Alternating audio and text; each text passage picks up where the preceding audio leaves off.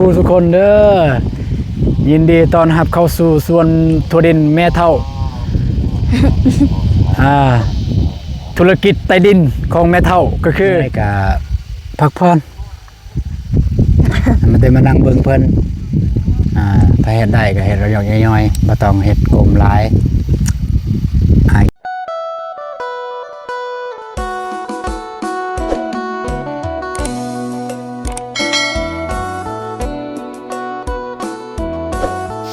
เปิดภาพมาพี่น้องเอ้ยอยู่ป่าอยู่ดงเสียงจักรจันทร์ห้องม่วนพี่น้องโอ้โตนี่มากับเมียคือเก่าพี่น้องอยู่สวนนี่แหละบ่ได้ไปทางใดยังบ่ทันได้ไปทางใดมื้อนี้พี่น้องมาส่งเมียมาสวนพี่น้องกราบทักทายสบายดีเด้อสบายดีพ่อแม่พี่น้องหมดทุกคนยินดีต้อนรับสองอาตุนแนลเส้นเก่าเส้นเคยมาพี่น้องเลยสำหรับคลิปวิดีโอนี้ก็บ่ได้มีอย่างไรแต่บ่ตุนมาส่งเมียมาส่วนถั่วดินแม่เท่าก็คือมือนี้เป็นมือที่เกินเมื่อวานนี้มีหาคนงานไปเสียหญ้าช่วยแม่เท่าจักไรดิเสียไล่จักรจันทร์เสียโอ้จักไรให้อยู่นี่ไปพุ่นแล้วก็เว้าไปนำเลยก็คือเมียหาคนงานมาเสียหญ้าถั่วดินแม่เท่าพี่น้องเลยก็คือหาพี่น้องแล้วมาซอยแต่บ่ฮู้ว่าเพิ่นมาจากคนพี่น้องเนาะก็ตอนนี้มันแม่เฒ่าเพิ่นพามาเรียบร้อยแล้วพี่น้องเอ้ยเฮาก็ได้ซื้อของกินของอยากมาเยอะก็บ่ได้หลายซื้อแต่นี่แหละปลากระป๋องนี่ไป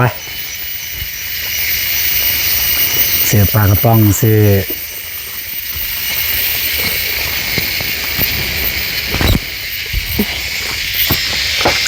ได้บ่มื้อนี้เขาสิถือกันบ่ได้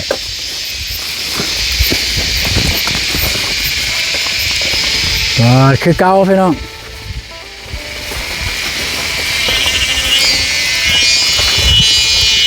โอ้นี่จักรจันทร์ต้นห้องมันดังหั่นไป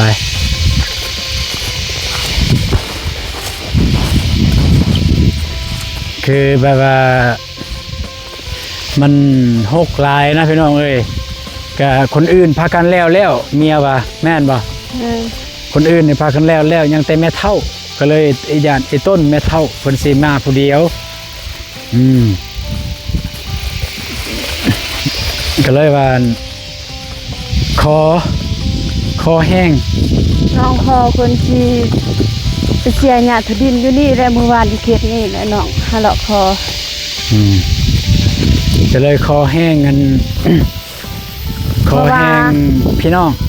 มาซอยว่าที่ผ่านมาที่แม่ไปกับแม่ก็คอขี่รถนำเขาแม่บ่มีรถแต่ว่านี่ทางเขาเพิ่นเสียเมื่อวานนี้แล้วก็บ่มีไผมาบ่มีไผขับรถทางแม่เพิ่นก็ว่าสิบ่ไปทิ่มเลยสิทิ่มเลยถั่วดิน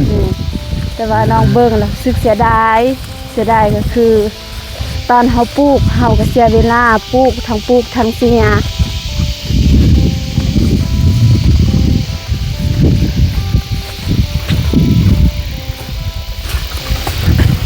อีกประมาณ2 เดือนนี่ก็ได้เก็บแล้วพี่น้องเอ้ยได้หับผลแล้วเดือน9นี่เดือน8เดือน8บ่ฮู้ว่าสิได้น้อยหลายซำใด ประมาณอีกเดือนปลาย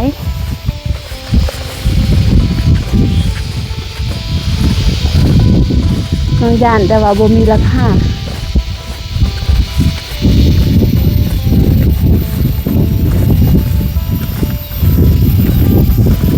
วันนี้ก็แม่นบ่เนี่ยต่างโอ้เพิ่นแล้วเพิ่นเนาะโอ้โจหลายคนดิแล้วเลย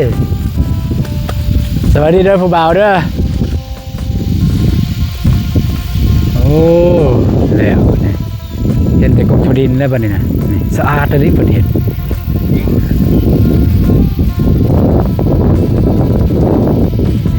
ป ำไว้ดีเด้อแล้วหันไปเสียพุ่นเด้อเซ็งอะเซ็งอะหันแล้วหันก็ไปพุ่นเลย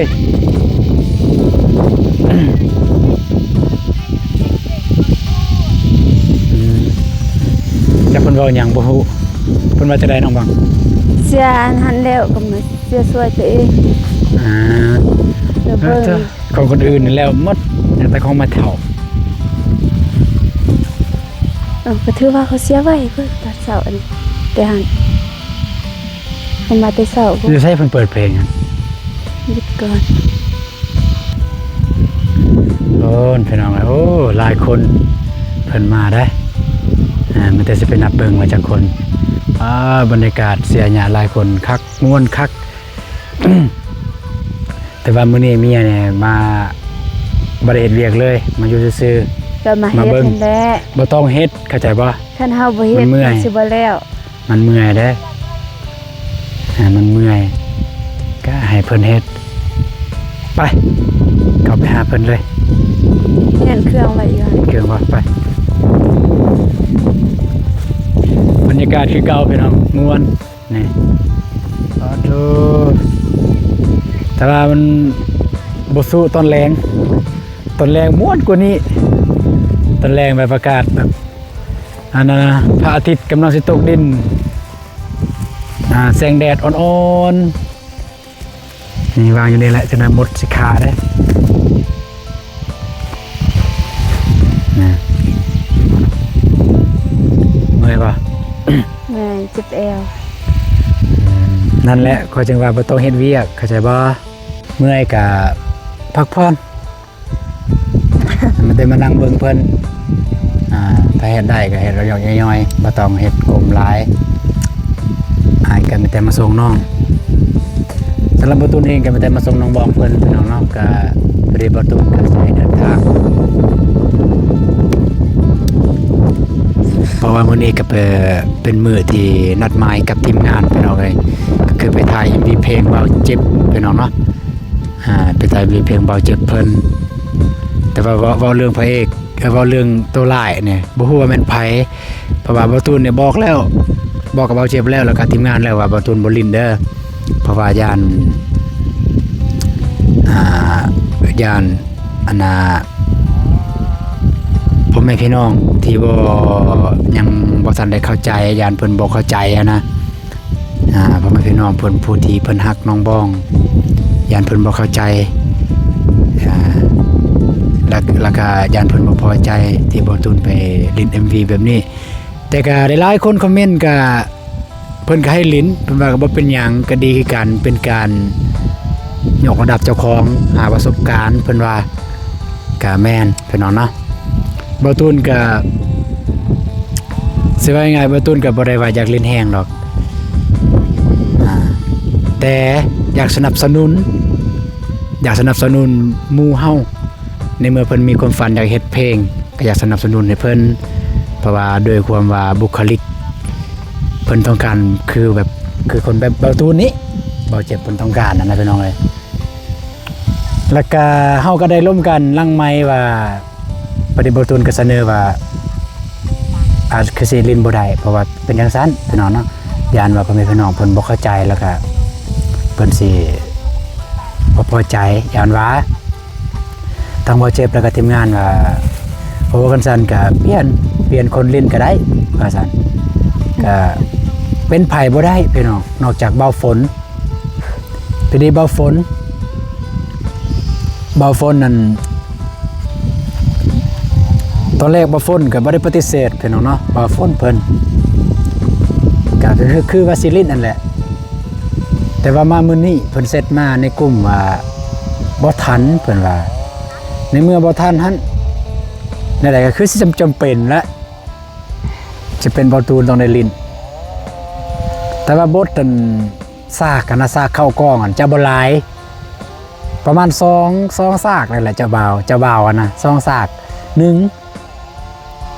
ในตอนนั้นนางเอกย่างกับเจ้าบ่าวพระเอกอกหักย่านพระเอกเห็น2ตอนเข้าพาขวัญมีแต่2หั่นประมาณนั้นพี่น้อง2ซาก แต่บ่ตุนก็ว่าเนี่ยก็บ่อยากเข้าปานใดว่าอีหลีเพราะว่าเป็นการเข้าพาควันนะก็บ่อยากเข้าปานใดแต่ทั้งนี้ทั้งนั้นเนาะก็เพื่อสนับสนุนเพลงของทีมงานกันจำเป็นมันมีคนลิ้นก็บ่ตุนสิลิ้นพี่น้องเนาะแต่ว่าจะได้ก็แน่นอนต้องได้ไปพี่น้องจะได้ลินเป็นตัวร้ายหรือได้ลินเป็นพระเอกหรือบ่ได้ลินอีหยังก็ต้องได้ไปพี่น้องไงเพราะว่าหยังเพราะว่าหนึ่งเนี่ยแม่นหลักๆเลยหนึ่งเนี่ยแม่นสิเอากล้องเบาตูนถ่ายก็คือโทรศัพท์เบาตูนนี่ถ่าย หนึ่งและเพราะเฮาบ่มีกล้องเด้สองเนี่ยแม่นเบาตูนเป็นมือกล้องพี่น้องเบาตูนเป็นมือกล้องเวลาเบาตูนบ่ได้เข้ากล้องเบาตูนเป็นมือกล้องให้ถ่ายให้อันนี้3ก็คือตัวประกอบพี่น้องตัวประกอบของงานตัวอย่างว่าเป็นหมู่เจ้าบ่าวบ่หรือว่าเป็นหมู่พระเอกบ่จังซี่นะตัวประกอบแล้วก็สีนี่ก็คือนั่นแหละก็ต้องเฮาก็ในเมื่อเฮาเป็นทีมงานอยู่แล้วก็ต้องไปให้กำลังใจทีมงานเพิ่นเฮ็ดความฝันของเพิ่นได้เต็มที่ประมาณนั้นแหละพี่น้องเอ้ยไปเดี๋ยวพาพี่พาน้องไปทักทายไอ้น้องเพิ่นเสียหน้าร้ายดิไปน้อง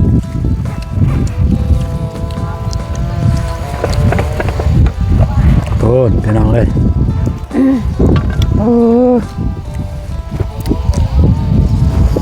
ถือว่าก็ยังลายเติบอยู่เนาะยังลายอยู่เนาะวันนี้จะเสียเด้อตอนเช้าตอนนี้สำนีบ่ตอนแรงมันคือสิแล้วมื้อนี้แต่คันบ่แล้วก็ยังเหลือน้อยเดียวแปลว่าพี่น้องมาซอยหลายแล้ว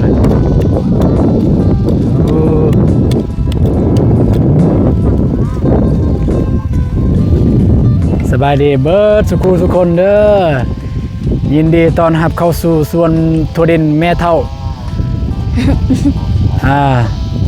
ธุรกิจใต้ดินของแม่เฒ่าก็คือ ธุรกิจใต้ดินเอาให้กำลังใจเบิดสุขคนเด้อบ่ได้เฮ็ดเวียกนำได้มื้อนี้ได้บ่แม่นแต่มื้อนี้ดอกเมื่อวานมื้อซื่นก็บ่ได้เฮ็ดวันกันรถบ่ซื้อ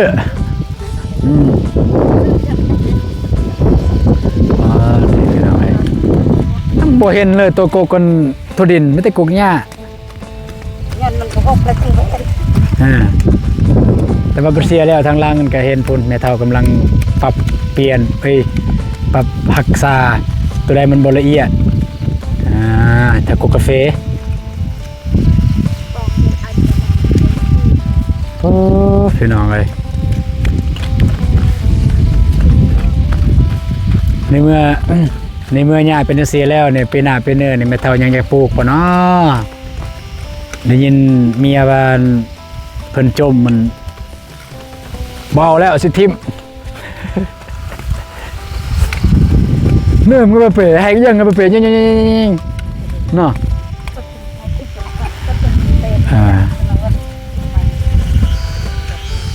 ทนจ้ะเบิ่งสินับจักคนพี่น้องเลยไป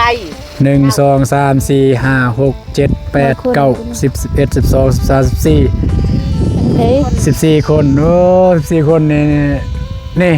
แต่เพียงนี้แต่ว่าเนาะแม่นบ่นี่โอ้ใกล้ๆ3ยังน้อยเดียวบ่หลายขอบคุณหลายที่มาซอยเสียยามไม่เท่าอันละง่ายตินี่ตั้งแต่นี่เลย12สบายดีเด้อมาซอยเด้อเนี่ยบ่ได้จ้างเด้อบ่มีเงินจ้างเด้อจ้างเอาหลังเคยเรือบ่ได้เก่านึงมาทางไม่ใช่งะอากาศไม่ใช่งะก็ไปจ้างเนอะ พี่นกรุมจาง ก็ไปจ้างเนอะสวยเนอะสวยพี่น้องเด้ ช่วยยังไงครับช่วยเด็กใส่จอมพลังงานเลยค่ะ อืม มา เราจ้างน้องช่วย กูกันมาโชว์แม่ เกี่ยวบวงเช็ดหวานกันได้หวาน มีไว้น้ำหวานจะกินน้ำหวานป่ะ à mày về hấp say โอ้ con cô tự tìm mua sân gыр say ไม่ได้ซื้อมาสำนักหวาน một prang ăn thô gыр say cả trợ hấp ô cái đấy á ต้นเป็นอะไร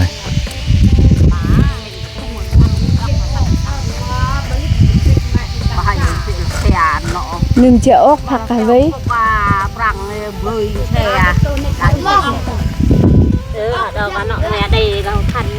ở gầu nương bà sang gầu nương bà băng rốt mà đen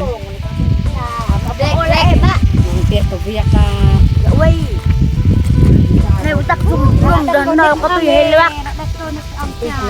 เรา em cũng thấy cái mày ở đây ôi cái cầu cái mùa lên rồi một tí nhi của mày giờ mình ôi là chợ ốc cha là bơn của mày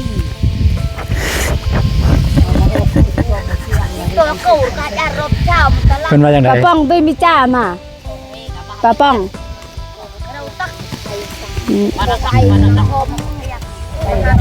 ไดโนเสาร์กินบ่ไดโนเสาร์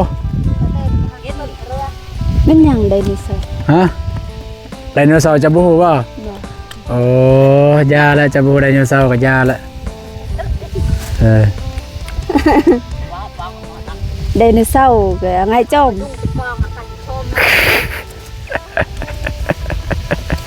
ไดโนเสาร์ đây đi sau mà hả มวนเนาะเสียญาหลายคนจังสีมวนพี่น้องเอ้ยนะ ngay răng เมื่อยกายแต่บ่เมื่อยใจได้แบบนี้ได้มันมีกำลังใจอะนะเสียเฮ็ดเวียกหลายคน แต่ว่าคันเฮ็ดเวียกผู้เดียวงงๆแงกๆเนี่ยโอ้ย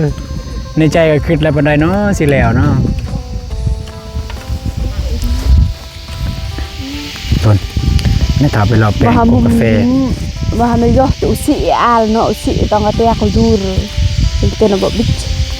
về ta do hồ chứ lúc một cái thế gì này mồi dur al tao ngắt tia này kìa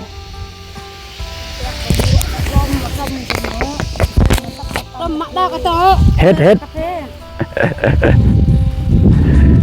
เดี๋ยวบ่ต้องสิเลาะเบิ่งว่ายังอีกประมาณเท่าใดพี่น้องเนาะ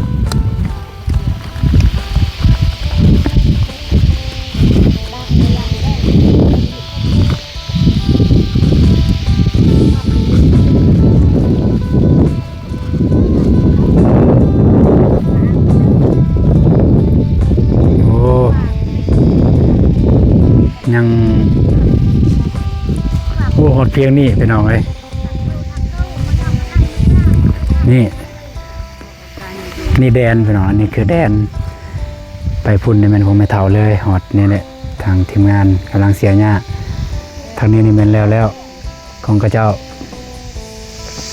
ฝากเบิ่งนี่ของกระเจ้าแต่ว่าเขานี่คงไม่เท่าเดี๋ยวยางตามนี้เลยพี่น้อง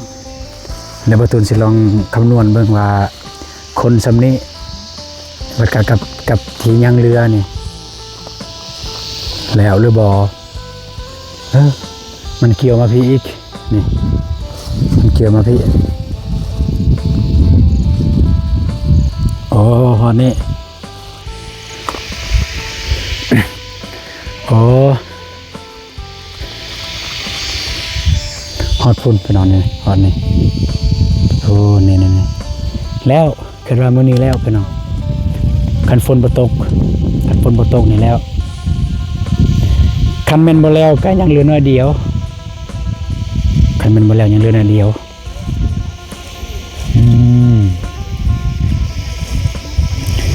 ทีมงานโทรนำเลยพี่น้องเอ้ยหมู่ทุนยังบ่ทันได้ออกแต่ส่วนเทื่อ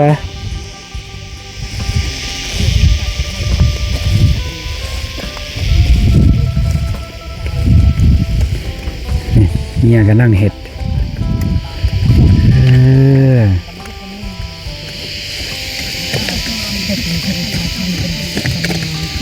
พรก็ได้ได้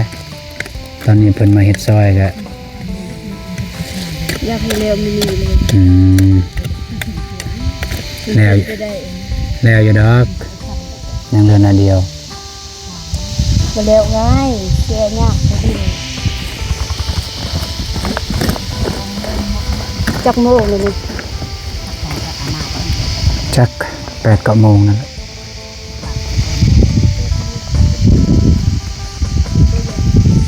มามก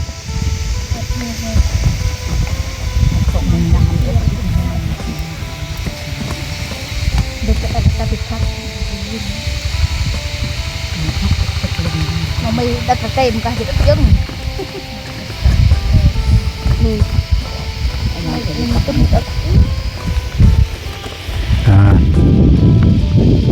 ถือว่าเพิ่นเริ่มเสียตั้งแต่ไสโอ้ก็ถือว่าไวเติบได้มาฮอดเลย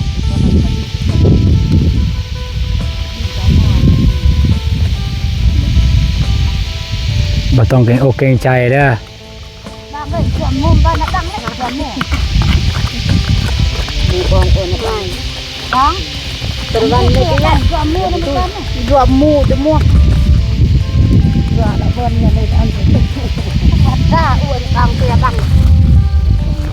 แน่ tôi tổng cấp vềโอ้เราเยอะตู้อยากได้เราลงมาเลย tar tar ở cổ ค่อนข้างว่าบ่มีหม่องวางน่ะหญ้าที่เสียไปแล้วเพราะว่ามันหกเอหลีพี่น้องเอ้ย1เนี่ยมันหก2เนี่ยทดินมันอยากงามทดินกกทดินมันอยากงามก็เลยว่ายากในจังน้อยตอนวางยากโอ้ไม่เท่านี่เท่ายังเฮ็ดเวียกเนาะไม่เท่าเนาะ mới chỉ luôn rồi dạ เอาหมดใช่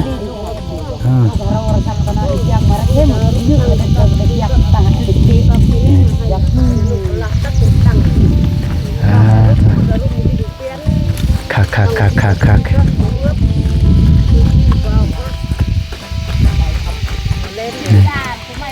phần rách về ngục có thể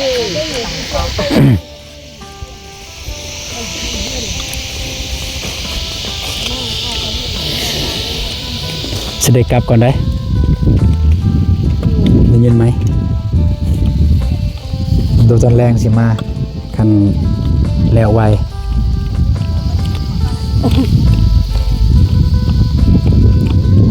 กันแล้วไวก็สิมาตอนแรงเอานี่มึงจ้ะ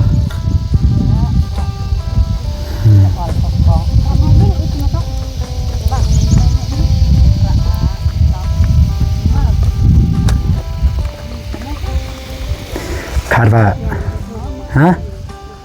ได้ละให้พี่น้องกิน